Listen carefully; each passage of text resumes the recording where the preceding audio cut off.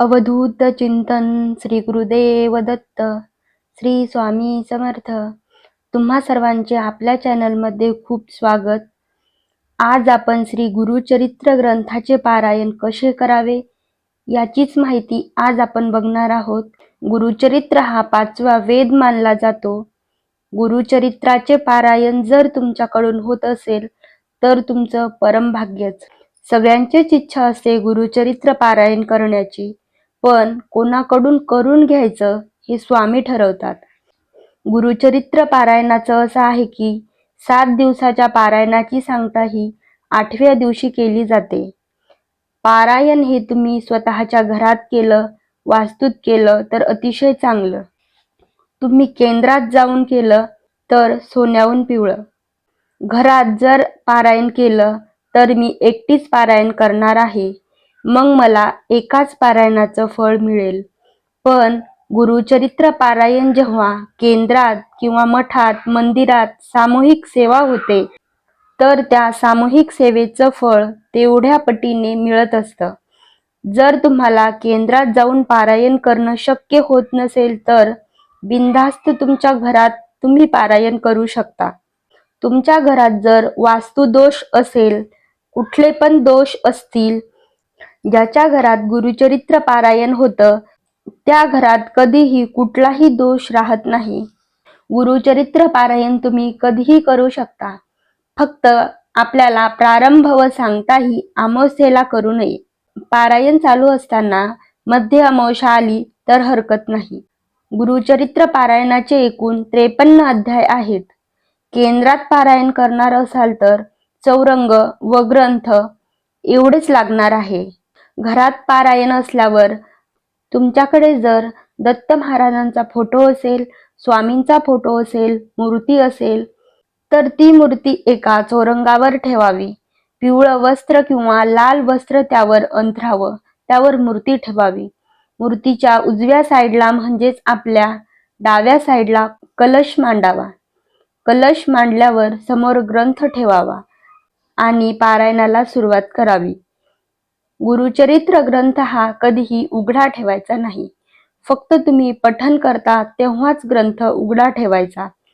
ग्रंथ हा पठण करून झाल्यानंतर वस्त्रांनी झाकून ठेवायचा. ग्रंथ हा पूर्ण काळ उघडा ठेवला जात नाही. फक्त वस्त्र हे काळ्या रंगाचे नको. गुरुचरित्र ग्रंथ हा कुठल्याही जवळच्या केंद्रात भेटून जाईल, तिथे जाऊन तुम्ही घेऊ शकता. गुरुचरित्र पारायणाची सांगता ही शक्यतो शुक्रवारी करायची असते, कारण शुक्रवार हा श्री नरसिंह सरस्वती महाराजांचा निज आनंदाचा दिवस असतो. श्री गुरुचरित्र वाचण्याच्या आदल्या दिवशी एक गाय आणि 4 कुत्रे यांना गव्हाच्या पोळीचा नैवेद्य द्यावा.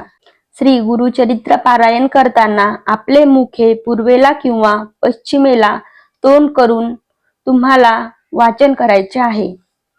पहिल्या दिवशी 1 ते 9 अध्याय असतात. पण वाचायचं कसं?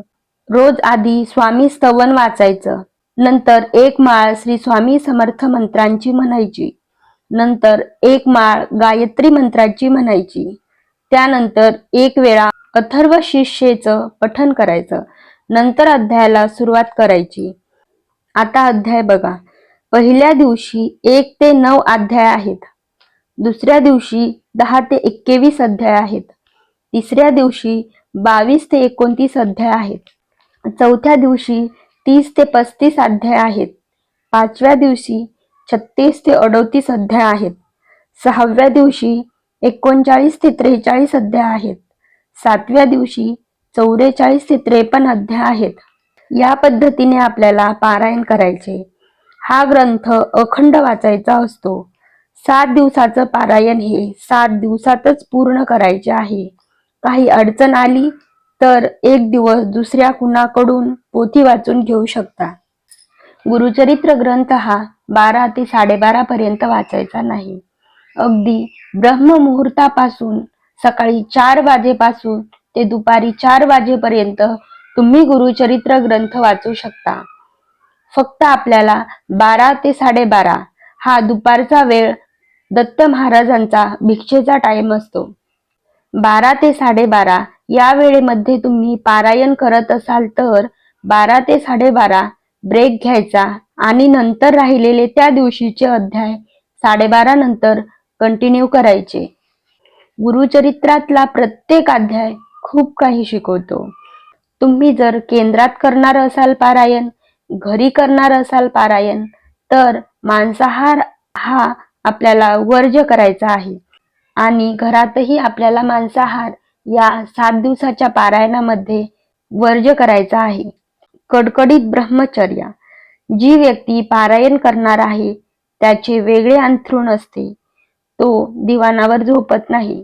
श्री गुरुचरित्र वाचण्याच्या कालावधीमध्ये खंड पडू देऊ नये. श्री गुरुचरित्र 3 दिवसीय वाचू नये. 1 दिवसीय पारायण फक्त दत्तधाम व राष्ट्रसेवेसाठी करावे. वैयक्तिक पारायण हे 7 दिवसांचे असावे. श्री गुरुचरित्र वाचनाच्या कालावधीमध्ये परान्न घेऊ नये. परान्न म्हणजे दुसऱ्याच्या घरचे अन्न किंवा बाहेरून विकत आणलेले कोणतेही पदार्थ खायचे नाही. श्री गुरुचरित्र सप्ताह हा 7 दिवसांचे एक पारायण या पद्धतीने करायचा असतो. श्री गुरुचरित्र हा साधा ग्रंथ नसून दैवी शक्तीने भरलेला सिद्ध मंत्र रूप महाप्रसादिक आणि वरद ग्रंथ आहे. श्री गुरुचरित्र ग्रंथाचे पारायण हे शुद्ध अंतकरणाने करायचे आहे. पारायण कालावधीत रोज सकाळी व संध्याकाळी श्री गुरुचरित्राच्या पोथीला नैवेद्य दाखवून आरती करायची आहे. रोज रात्री झोपण्यापूर्वी श्री विष्णू सहस्त्रनाम स्तोत्र वाचायचे आहे.